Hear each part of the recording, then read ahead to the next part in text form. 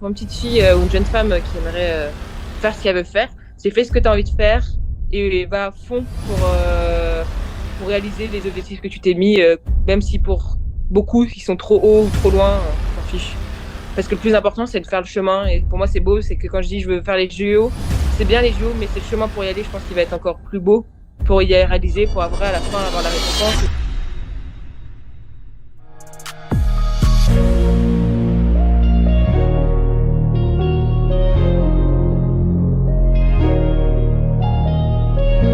Hello, hello, Noémie de Say, comment ça va? Ici c'est JN Crétinois, on est ici là pour le petit concept podcast interview Road to the Dream avec une spécialité Road to Paris 2024. Donc on a l'honneur de recevoir Noémie de Say qui est athlète. Peux-tu te présenter rapidement, Noémie? Alors bonjour, je m'appelle Noémie Desailly, je fais de l'athlétisme depuis longtemps et je fais plus précisément de l'heptathlon. L'heptathlon, c'est une spécialité assez divertissante puisqu'on a 7 épreuves à faire en 2 jours. Chaque épreuve, plus on performe, plus on a de points et l'objectif c'est d'avoir le plus de points à la fin de ces 2 jours. Ok, nice. Donc du coup, tu es en heptathlon. J'ai vu des vidéos de toi en compétition. Tu vas te mettre plat. Si vous voulez, et également, dans les grandes lignes, déjà, dis-nous, tu as quel âge, tu viens d'où, tu as commencé la clé, puis l'heptathlon, à quel moment, etc. Beaucoup de questions. Moi, je viens de Paris. Je suis en école d'ingénieur en robotique à Polytech Sorbonne. J'ai commencé l'athlé, j'avais 3 ans parce que mon frère en faisait et mes parents font de l'athlé depuis 35 ans, je pense même plus. Ouais. Du coup, mais toute ma famille est dans l'athlétisme. Oui, du coup, en fait, c'était une évidence de commencer l'athlétisme aussitôt et de choisir cette épreuve, même ce sport. Quoi d'autre après, je pense que c'est tout. Je sais pas si j'ai tout répondu, mais Ok, j'ai tu as fait quelque chose. commencé à 3 ans. Et tu as commencé il y a combien de temps, du coup? Alors, j'ai 21 ans. J'ai commencé, du coup, il y a 18 ans. Ça commence à faire un peu. Ouais, 18 ans. Après, j'ai commencé, c'était adapté à cet âge-là. On ne fait pas à 3 ans ce que je fais actuellement, c'est-à-dire 8 séances par semaine ou quoi que ce soit. À cet âge-là, je connaissais l'entraîneur qui entraînait les plus jeunes. Du coup, il a adapté, il me faisait moins. J'ai fait mon premier cross, je crois, c'était à l'âge de 4 ans. Mais normalement, à cet âge-là, il n'y a pas de catégorie. Parce que les catégories officielles, enfin, il y a des sous-catégories, mais normalement, on commence plus à l'âge de 6 ans. Du coup, j'étais la plus jeune de la compétition. Et après, j'ai dû enchaîner avec des compétitions en salle dans la foulée vers 4 ans, 5 ans. Du coup, on avance dans l'athlétisme.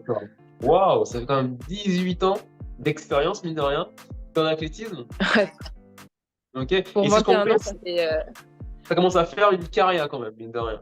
Tu as commencé par rapport à tes parents qui sont aussi athlètes et qui sont aussi dans l'heptathlon ou pas? Ma mère était coach, enfin, il y a 20 ans, 25 ans. Mon père était coach aussi, enfin, était athlète, il était décathlète il y a 20 ans. Enfin, avant, il a fini sa carrière quand je suis née à peu près, enfin, par là. Okay. Il a fait des championnats de France et tout ça, du coup, il est quand même dans le décathlon. Du coup, il comprend ce que c'est. Il coachait quand je suis arrivée. Et du coup, il y avait mon frère qui fait aussi du décathlon. Du coup, on est tous dans la famille. C'est mon père qui me coach actuellement. Ma mère qui est médecin du sport, qui gère toute la partie médecine, même si maintenant j'ai une prépa mentale qui à côté. Mais on est assez famille. J'ai un prépa mentale et prépa physique qui sont pas mes parents ni mon frère. Mais du coup, on était tous dedans et tout ça. Et du coup, on fait ça en famille. Les entraînements et on va en compétition en famille. Il y a un petit côté chez les Desailly, un peu comme chez les Collet, avec Thibaut Collet, Mathieu Collet qu'on salue, ou alors comme chez les Lavillenie, par exemple. Valentin. Pas aussi fort, mais... Comment?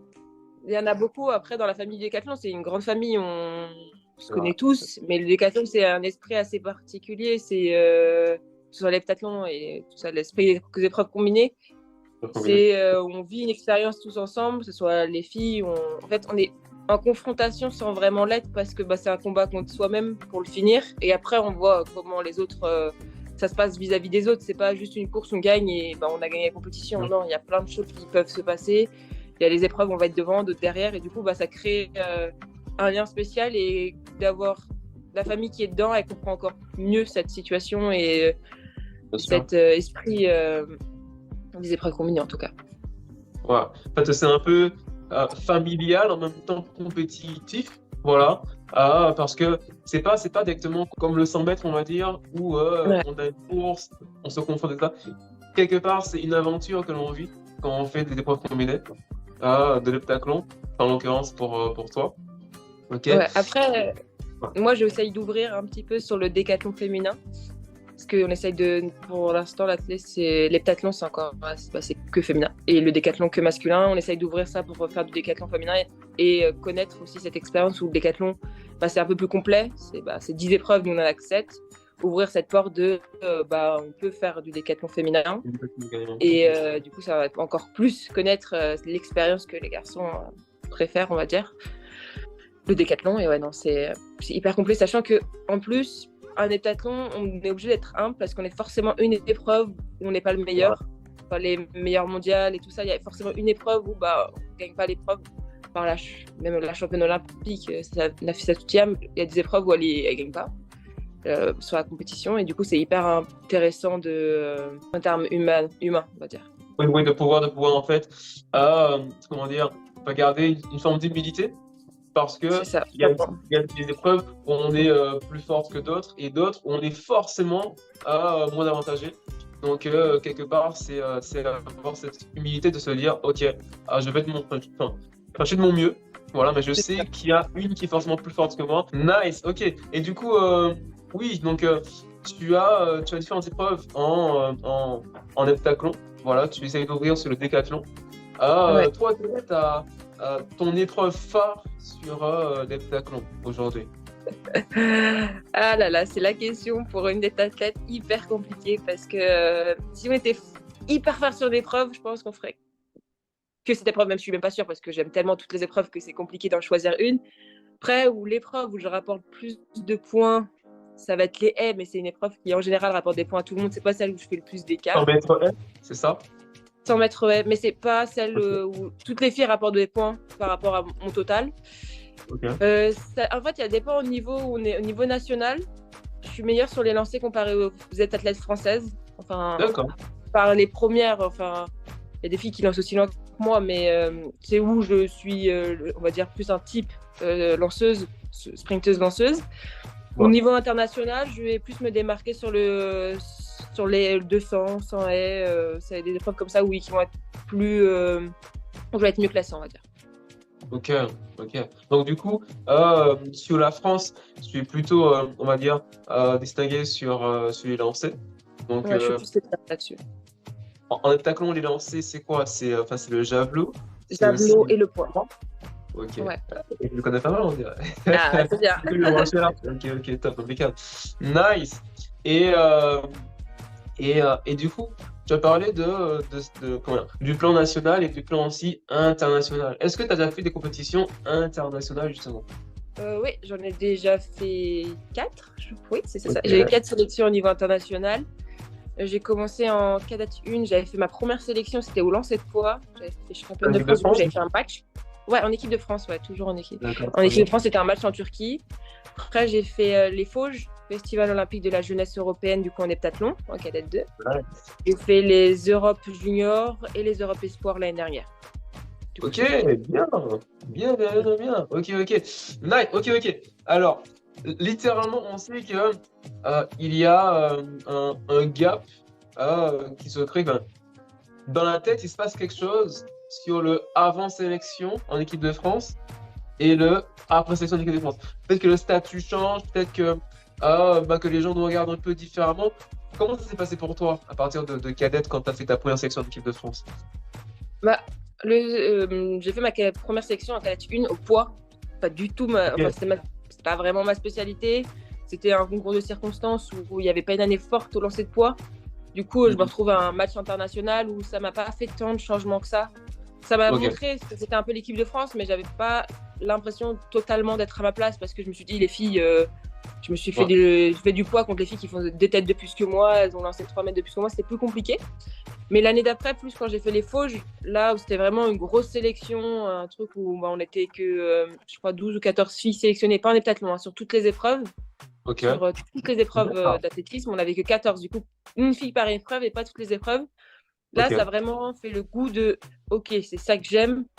C'est cette émulsion de l'équipe de France, cette sensation, cet esprit quand on est aux championnats internationaux avec l'équipe de France, c'est vraiment incroyable. Et ça permet on sait pourquoi on s'entraîne. Même si j'adore m'entraîner, j'adore les compétitions, ça a un autre goût, une autre saveur et ça permet de connaître les objectifs et de les mieux travailler pour les atteindre encore mieux, quoi. Bien sûr. Et du coup, le FOJ, donc le Festival olympique de la jeunesse européenne, c'était en quelle année pour toi? Alors, j'étais en cadette 2, c'était en 2018, 2017, 2018, je ne suis plus du tout sûre. Ouais. Okay. Et du coup, mais après, en termes de statut, j'ai pas eu tant de changements parce que j'étais déjà sur liste ministérielle avant. Parce qu'en minime, j'avais fait deuxième au point d'or, c'est les championnats de France minimes à l'époque. Et du coup, j'étais pas mal à la perche. Du coup, j'étais déjà sur liste ministérielle et en termes de suivi, on n'a pas un gros gap. Moi, c'est juste plus pour l'événement que je l'ai retombé derrière, qui m'a plus plu, on va dire. Et par rapport justement à tes camarades d'entraînement ou bien en compétition, est-ce que les gens attendaient un peu plus Noémie de Sailly à partir de là? Alors, moi, je m'entraîne dans un groupe d'entraînement. On est une dizaine. Et je suis la seule qui fait des compétitions internationales. C'est mon père qui m'entraîne. Il y a mon frère dans les sparring partners. On est un petit groupe dans un petit club. Mais on est plus familial. Du coup, il n'y a pas du tout de pression. On arrive au championnat de France. Oui, on a un peu plus un statut parce qu'on a fait une sélection. On peut arriver avec des vêtements équipe de France. Ça fait un peu plus, on va dire, l'effet de elle a fait une sélection. Après, moi, ça m'a pas changé spécialement vis-à-vis des autres, quoi. Mais... Okay. Nice. On sait qu'on a fait une sélection, mais ça change pas mon lien quand je parle avec des gens qui ont fait ou qui n'ont pas fait. Pour moi, ça change pas grand-chose, quoi. J'ai pas changé parce que j'ai fait une sélection. Le regard des autres peut-être, mais pas, en tout cas, pas moi personnellement. Ok, impeccable. C'est important, c'est important. Et tu as fait aussi les championnats d'Europe junior et les Europe espoir justement.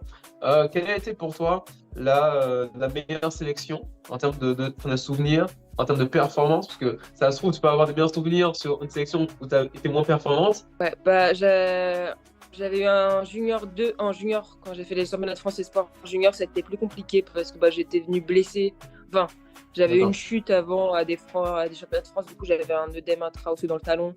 Du coup, c'était pas mes meilleurs championnats. En plus, j'étais toute seule. Bon, je pense que pour moi, c'est les championnats de France, les championnats d'Europe espoir il y a l'année dernière où c'était une surprise. J'étais pas forcément qualifiée parce que j'avais pas fait assez de points d'après les minima français. Du coup, ça a été un repêchage. Du coup, juste la sélection en elle-même était super sympa. Juste de voir que j'étais sélectionnée, c'était déjà une grosse étape. On avait envoyé des mails pour montrer que ça pouvait passer, que juste les conditions avaient été compliquées. Parce que déjà, juste être qualifié sur un heptathlon, c'est pas plus complexe, mais on a moins de chances que tout se passe bien que sur un 100 mètres, on va dire, où on fait un 100 mètres le samedi, les conditions de temps sont pas, effectivement, ça peut être bien. Nous, en heptathlon, c'est sur 2 jours, on ne peut pas faire je le referai demain ou non, il y a pas, ça marche pas comme ça. Du coup, je n'avais pas eu des conditions optimales, en plus, soit au championnat de France ou même avec qualif avant. Du coup, les championnats, juste la qualif était incroyable. Après, il y avait l'engouement. En plus, on était 2 heptathlètes françaises au championnat de France, au championnat d'Europe espoir. Et ça, c'était vraiment quelque chose qui était hyper agréable de ne pas se sentir toute seule parce que les Fauches, j'étais toute seule. Les Europes juniors, j'étais toute seule. La sélection aussi. C'est la première fois que j'avais cet esprit un peu. On est deux à aller dans cette ambiance-là. Et c'était vraiment super sympa. Soit le cadre, le public aussi. Parce que les Fauches, il n'y avait pas grand monde. Le deuxième, c'était juste après, un an après Covid, du coup, il n'y avait toujours pas grand monde dans les tribunes. Parce que les Fauches, c'était en Azerbaïdjan. Du coup, ils sont pas très. Ils ont des grandes infrastructures. C'est vraiment un stade, il était magnifique, mais il n'y avait personne dans les tribunes. C'est moins impressionnant que là, j'ai fait, c'était en Finlande. Le public était en folie. Le stade n'était pas. Les tribunes n'étaient pas énormes, mais tout était rempli. C'est ça? Ouais, c'est ça. C'est à côté d'Helsinki. Ouais. D'accord. Comme ça, des personnes qui vont découvrir justement ce podcast vont pouvoir se resituer un peu plus. Que je pense qu'on s'y connaît un peu. Voilà, je suis un peu comment ça se passe sur les sélections en équipe de France, cadet, junior, espoir et senior. Mais c'est pas tout le monde qui connaît justement les différents lieux, etc. Ok, super intéressant. Et, euh, et toi, concrètement, tu espères arriver où par la suite en termes de sélection, en termes de compétition? Bah, comme tout athlète qui fait de l'athlétisme, on espère les JO, hein, c'est la compétition que tout le monde veut. Après, on verra. Je me mets pas vraiment de pression sur comment ça va se faire, comment on va y aller, mais Paris, honnêtement, ça va être limite. Je me fais pas d'idées sur là-dessus pour être à Paris. Ça va être un peu trop. Il faudrait vraiment qu'il y ait toutes les planètes qui s'alignent, mais vraiment compliqué. Mais Paris, les JO de Los Angeles, oui, c'est un objectif et je ferai tout pour y aller en tout cas. Après, on promet rien. C'est pas pourquoi demain ce sera frais. J'ai été contactée aussi par le bobsleigh. Je sais pas si vous connaissez. Bien sûr, je te laisse expliquer. Du coup, le bobsleigh, c'est une sorte de, comment on va faire vulgariser un peu le sport, c'est une grosse luge, voilà, un bobsleigh, qu'on met dans une piste, on descend, c'est un sport d'hiver sur la glace. C'est 1 minute de descente, c'est assez violent. Et du coup, j'ai été contactée par l'équipe de France pour faire des tests qui se sont bien passés. J'ai fait ma première compétition avec l'équipe de France cette année, enfin cet hiver après les championnats de France. C'était à Lake C'était comme Placid. ça. C'était en mars? Il y a en mars, ouais. Le 10 mars, je crois, par là. C'était à Lake Placid, c'est aux États-Unis. Alors, question. Quand tu as fait les championnats de France à Miramas et où à Saint-Brieuc? Moi, c'était à Miramas. J'ai fait les épreuves Miramas. combinées à Miramas. Enfin, j'ai fait les D'accord. élites à Miramas. 2 semaines après, j'ai fait les championnats de France Espoir d'épreuves combinées à Miramas. Et je suis partie le lendemain des France Espoir au bobsleigh. D'accord. Ah ouais, incroyable. C'est un parcours, mais juste sans fin. Du coup, attends, parce que là, il y a des nouvelles informations que vous n'avez pas encore par rapport au bobsleigh. Donc, du coup, je suis obligé. Euh, Par rapport au bobsleigh, comment tu te vois, comment tu te perçois? Parce que littéralement, tu peux aussi faire les Jeux d'hiver. Si, Oui, c'est si- l'objectif aussi. c'est l'objectif. Aussi, ouais, de faire. Wow. Après, je m'avance pas trop sur comment ça va se faire. C'est vrai que je ne me mets pas trop d'objectifs précis, que ce soit en athlétisme ou en bobsleigh. Si demain ça se passe bien en bobsleigh, là j'ai fait des sélections qui sont plutôt bien passées. Je suis pas encore la meilleure en France, mais j'ai réussi à faire quelque chose qui est vraiment intéressant et qui ouvre sur dire bon bah pourquoi pas faire les JO. Et en plus j'ai pas pu m'entraîner beaucoup parce que je suis en école d'ingénieur et il y a l'athlé à côté et pour l'instant c'est l'athlé qui est mon premier choix, qui est le sport que je fais. Et le bobsleigh est à côté. Après, oui, pour ces préparations olympiques, bien sûr que le bobsleigh sera en priorité et l'athlétisme secondaire. Je ne sais pas du tout comment ça se fait, j'avance gentiment, avec le décathlon, avec le bobsleigh, avec plein de choses. Mais du coup, l'objectif peut-être, ce sera faire les Jeux d'hiver qui sont en Italie, sachant que les Jeux d'hiver d'après, 2030, c'est en France aussi. Du coup, je serai peut-être passée à Paris, mais je serai peut-être encore en France, on ne sait pas, on verra. On voit toutes les options. C'est incroyable. Alors, je pense qu'on pourra faire, Noémie, littéralement une partie 2 consacrée au bobsleigh en long, en large et en travers. Parce que là, j'ai encore plein de questions pour toi par rapport à l'athlétisme, par rapport à plein de petites choses comme ça. Mais si nous faisons plus sur le bobsleigh, écoute, pourquoi pas? Parce que là concrètement, ça fuse. Ok. Déjà, ça on l'a pas dit, mais quel est ton record personnel sur le heptathlon? Alors, je suis très nulle pour retenir mes records. C'est mon père, normalement, qui retient tous mes records. Alors, si je m'en souviens bien, c'est 5695 points que j'ai fait du coup au championnat d'Europe. D'accord. Voilà. Il y a 1 an, c'est ça? Il y a 1 an. Ouais, il y a 1 an. Ok. Après, nous, on ne peut pas faire nos records en salle. On fait du pentathlon en salle et de l'heptathlon en extérieur. Du coup, c'est pour ça. J'ai battu mon record Satcher-Revers au pentathlon, qui est 4150 ou 145, je ne sais plus trop, par là. À peu près. À peu près. Les gens me corrigeront si je me trompe. Félicitations. Ok. Et du coup, on peut faire que sur une saison sur 2, quoi. Du coup, notre record, on bat nos records sur des épreuves, mais on peut pas le battre partout. Enfin, on n'a pas beaucoup d'opportunités pour battre notre record à l'heptathlon et c'est que en extérieur. Bien sûr, puisque pour rappel, en athlétisme, il y a une saison en salle. Donc à peu près depuis la fin de l'année, on va dire octobre, novembre, jusqu'à mars, et à partir de d'avril, fin avril en général, jusqu'à août, septembre, voire octobre pour ceux qui font justement des meetings un peu plus longtemps après la saison, cette saison en plein air estival, où vraiment c'est des grands stades, c'est ce qu'on voit et tout, pour les JO, pour les Europes, pour le championnat du monde également. Et on va justement y retrouver Noémie prochainement. Alors, il y a des petites questions qui te concernent vraiment toi, genre pas la sportive en tant que, sur la piste en termes de performance, mais plutôt toi, Noémie. Voilà. Du coup, on avait quelques petites questions.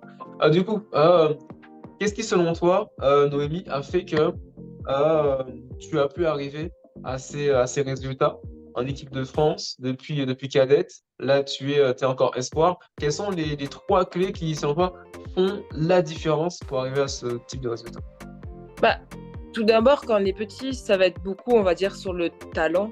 Faut pas se cacher que quand on est jeune, quand j'ai commencé à 3 ans ou peu importe, c'était pas le travail qui se révélait vraiment. Sauf qu'il n'y a pas de sélection quand on a 6 ans ni 7 ans, ça sert pas. Ça sert à faire des médailles quand on est petit, c'est sympa, mais c'est pas ce qui nous fait performer plus tard. Du coup, je pense qu'il y a une part de talent au début, mais après, on va dire, pour moi, j'étais forte quand j'étais petite, mais j'étais pas la meilleure. J'avais pas un talent incroyable où on me disait elle va être championne olympique, enfin, vraiment pas.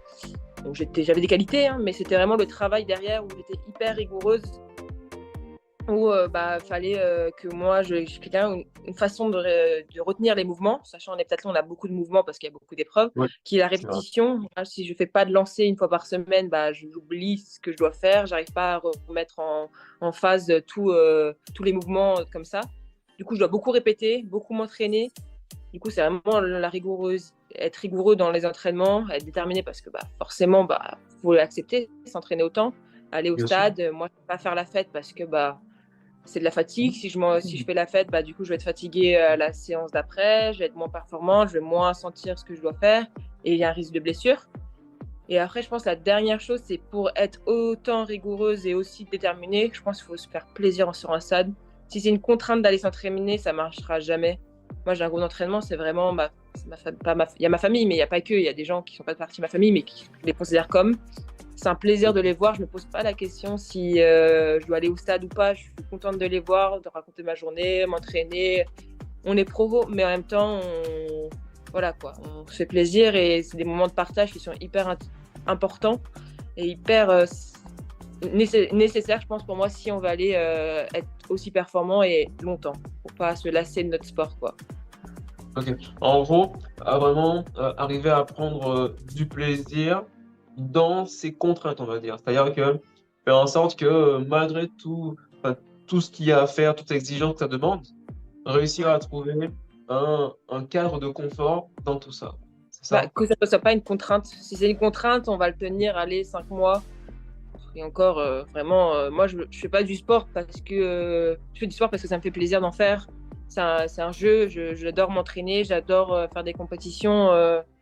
Si vraiment le sport, ça ne me plaisait pas, je fais des études, ça suffit, j'aurai ma vie plus tard. J'en ai pas besoin pour manger ni pour vivre plus tard. J'en fais vraiment pour mon plaisir et c'est ça qui est important, c'est regarder cet aspect, vraiment plaisir dans le sport pour après être performant. Et là, on va parler de choses beaucoup plus sérieuses. Ok. Et tiens, c'est une question qui est super intéressante. Comment tu fais en tant qu'adolescente qui est devenue une jeune femme pour gérer le style de vie que beaucoup d'adolescentes et de jeunes femmes vivent, alors que toi, tu ne peux pas en fait vivre comme tes potes peut-être, en dehors de la clé, des sports, d'entraînement, parce que tu as des exigences. Comment tu te sens par rapport à ça? Comment tu gères ça? Si à l'entraînement c'était moins, on va dire, plus compliqué, c'est sûr que ça aurait... Voir mes amis, moi je suis en école d'ingé, du coup c'est avec des gens qui font pas du tout de sport, qui sont vraiment la vie étudiante, la classique, ils sortent tous les soirs, et ils vont boire des verres, ils rentrent le lendemain en cours et ils sont encore alcoolisés. Vraiment la vie classique d'étudiant, moi qui est sympa, qui a l'air sympa, que j'ai jamais vécu parce que du coup je suis obligée d'aller m'entraîner. Après, c'est sûr que des fois, on se pose des questions, mais quand on vit des moments comme des championnats d'Europe, ou même juste des championnats de France qui se passent bien avec un groupe d'entraînement, on bat son record, on a cette émulsion qu'on ne retrouve pas en fait dans les soirées. Et j'en ai fait, j'en ai dû faire deux. Hein. Je sais pas, l'été, quand je suis à la fin de ma saison, que c'est bien fini et que j'ai 1 ou 2 semaines de pause, là, ok, je peux faire un peu la fête, heureusement, pour savoir ce que c'est. Mais sinon, non, je pense qu'il n'y a pas. Ça me manque pas parce que ce que j'ai en athlée, ils l'ont pas. Et ça, je pourrais pas vivre sans, on va dire. Ok, waouh! Très très belle réponse qui, à mon avis, peut inspirer pas mal de personnes. À mon avis, voilà, parce qu'il y a plein de gens qui se demandent, mais en gros, c'est comment la vie d'athlète, comment on peut gérer ça, comment on appréhende ça, comment on vit ça de l'intérieur. Ok. Et pour toi, Noémie de Saï, euh, c'est quoi une journée type? Tu fais quoi le matin? Tu fais quoi le midi? Comment tu fais? C'est quoi une journée type pour toi? Ah, déjà, j'ai pas mal d'écoles, sauf que mon école a une façon de faire les emplois du temps où chaque semaine, ce n'est pas la même semaine. C'est-à-dire que mon emploi du Waouh! temps modifie. Tous les jours, j'ai pas le même jour. Tous les jours, du coup. Pour cadrer une semaine type ou même une journée type, c'est assez compliqué parce que y a des jours où je vais avoir cours que le matin et du coup les après-midi totalement libres. Et il y a des jours, je vais réussir à faire mes cours à distance, à pouvoir m'entraîner le matin, aller en cours parce que mon école est à 45 minutes de transport en commun. Vu que moi, je suis dans la banlieue parisienne et mon école est dans le centre de Paris. Et, je suis à Sorbonne. Et du coup, c'est assez, on va dire, varié. J'ai pas vraiment une journée type. À part, j'ai des séances d'entraînement, vu que je m'entraîne avec des gens qui font pas ça de leur vie. Enfin, ils sont pas sportifs de haut niveau. Ouais. Du coup, ils bossent. Du coup, le mardi et le jeudi, j'ai séance de 19h à 21h parce que c'est le groupe d'entraînement qui s'entraîne à cette heure-là. Du coup, je peux m'adapter avec l'école. Mais j'ai vraiment pas. C'est plus complexe enfin, du coup, vu que c'est mon père qui me coach, on s'adapte facilement. Mais heureusement que c'est pas plus plus strict que ça sur les entraînements parce que je peux pas. Ça aurait été un peu plus sensible et tout à gérer. Ça? Ouais, c'est ça. Il y a des jours où je peux avoir 8h, 18h de cours avec du coup 8 heures de cours et un entraînement le soir. C'est assez rare parce que j'ai réussi à adapter mon école. C'est-à-dire que mes 3 ans de cycle ingénieur, je l'ai fait en 4 ans. Du coup, j'ai des matières que je fais pas tout de suite. Du coup, c'est un peu plus léger. J'ai moins d'heures de cours dans la semaine et c'est assez agréable. Mais sinon, une journée type, on va dire une journée plus classique. Ça va être peut-être si j'arrive à négocier, si j'arrive à pas avoir le cours le matin, je vais faire une séance le matin, une muscu ou une demi-fond, du coup, sans le groupe d'entraînement. Après, du coup, je vais à l'école, je mange soit chez moi ou soit à l'école avec des amis. Je finis les cours, c'est pas trop tard, parce que si 18h, ça me fait arriver à 19h chez moi, du coup, je suis un petit peu en retard à l'entraînement, mais ça dépend, on va dire. Mais séance la ferai le soir avec le groupe d'entraînement, et après, je vis encore chez mes parents, c'est assez pratique pour que ce soit la nourriture. En plus, les études, vu que je suis pas très loin, tout ça, c'est assez pratique. Voilà, je mange avec mes parents. D'accord. Et des fois, du coup, comme tu as dit que tu fais parfois une muscu le matin, tu as des jours où tu doubles, tu fais entraînement matin et après-midi, c'est ça? Ouais, c'est ça. Enfin, ça dépend les cycles où j'en suis dans ma programmation. Où j'en suis dans ma période de programmation pour les compétitions. Il y a des semaines où je peux être à 9 séances par semaine, du coup je double 2 matinées. Comme cette semaine où là, du coup, j'ai pas cours cette semaine, du coup je vais doubler 2 ou 3 matinées cette semaine. Et faire tous les soirs. Il y a des semaines où je vais doubler qu'une matinée pour faire une muscu ou une prépa physique, on va dire, parce que j'ai un préparateur physique qui m'entraîne, c'est Jérôme Simian, avec qui je travaille depuis 1 an et demi, je pense. Et l'on salue d'ailleurs au passage. Ouais, c'est ça. Qui est sur Lyon, du coup, qui me donne les prépas et du coup que je fais. Et après, ouais, ça dépend. Heureusement, mon père est à son compte. Du coup, il peut me permettre de m'entraîner à des moments où le vendredi ou sur des hors créneaux, le dimanche aussi. Il y a des dimanches où on va avoir des choses à faire avec ma famille. Et du coup, après ces choses-là, on peut aller directement m'entraîner avec mon père sur des heures qu'on n'a pas trop décidé. Mais sur le moment, ok, on y va. Et c'est assez flexible. Mais ouais, non, il y a des jours où je double. Moi, j'ai l'habitude. Je suis allée vraiment progressivement depuis minime où j'ai commencé à un peu plus performer, on va dire. J'ai commencé à augmenter une séance de plus par an et du coup, maintenant, je suis à 8-9 par semaine. Enfin, ça dépend des semaines. Et tu sens la différence, toi, en compétition, Quand tu as commencé à doubler, il y a eu un avant, un après. Quand tu as commencé à doubler, tu as senti que tu étais peut-être plus forte ou alors qu'il y a des choses que tu maîtrises beaucoup mieux. Bah, après, vu que j'ai fait c'est pas vraiment un changement radical. J'ai pas eu un changement radical d'entraînement en fait. Du coup, j'ai pas vraiment senti cette différence parce qu'elle était tellement progressive Oui, que en fait une séance, on le sent pas le bénéfice d'une séance en plus, hein. Parce que oui. bah en plus c'est pas forcément des séances techniques, c'est vraiment du fond et avec le changement de physique, que ce soit juste en termes de croissance naturelle, on C'est progresse ça. parce que bah plus grande, plus forte physiquement, naturellement, sans les séances de muscu du coup. Pas vraiment de changement, mais plus je vois qu'on verra des gens qui ont fait un gap, qui ont pris, on va dire, 2-3 séances en plus dans une année. Eux, ils sont plus forts d'un coup, mais ils se blessent aussi vu qu'ils sont pas habitués. Du coup, je préfère pas avoir vu trop de changements, mais rester. J'ai la chance de, pour l'instant, pas trop me blesser, pas avoir eu des blessures graves à part de chutes, du coup, pas forcément liées à mon entraînement, juste je suis Alors, faut tombée, quoi. savoir que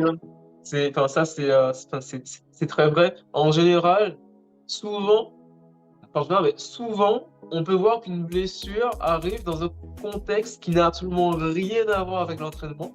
C'est-à-dire que, Ouais, je sais pas, on marche, les chaussures mal lacées, et puis là, boum, entorse, ou alors, je veux prendre mon téléphone dans l'escalier et je glisse par, enfin, pour des raisons qui parfois semblent assez loufoques, on va dire. Incroyable, ouais. donc important de faire attention en dehors de l'entraînement.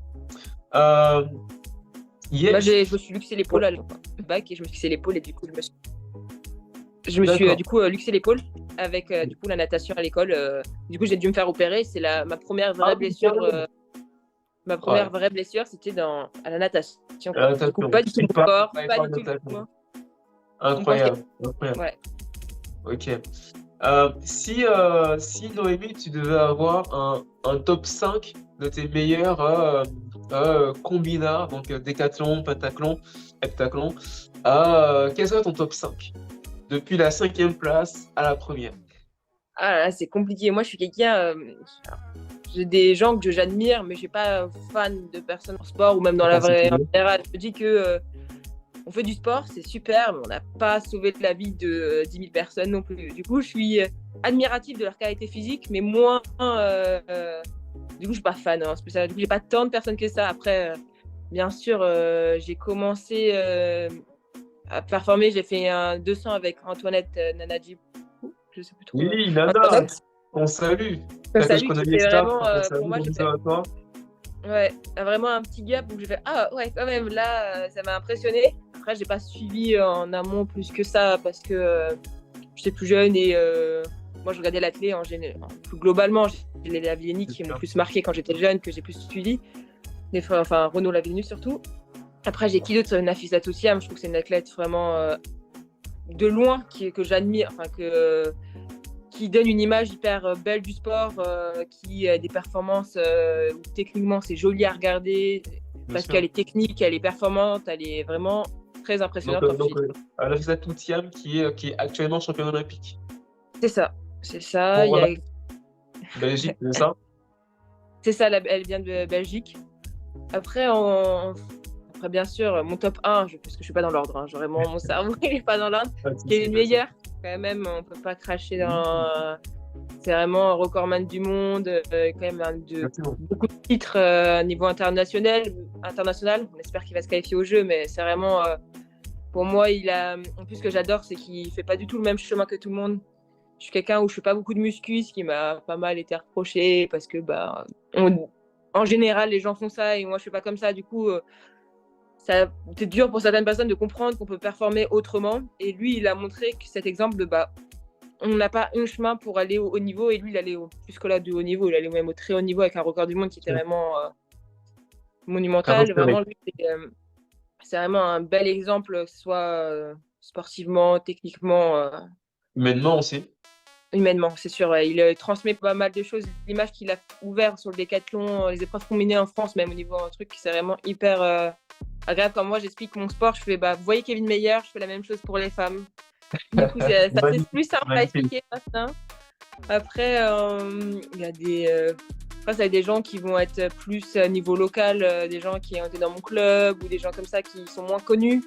Mais quand j'étais petite, quand j'avais 4-5 ans et que je voyais les grands s'entraîner, je pense à Gaëlle Le Foll, une fille qui était au niveau national, qui a quand même très bien performé, qui était dans mon club quand j'étais jeune et qui, pour moi, elle était trop forte, quoi. Et du coup, elle l'a arrêté, mais c'était vraiment des exemples comme ça. Il y a d'autres exemples, mais au niveau international, moins. J'ai vraiment moins d'exemples, on va dire.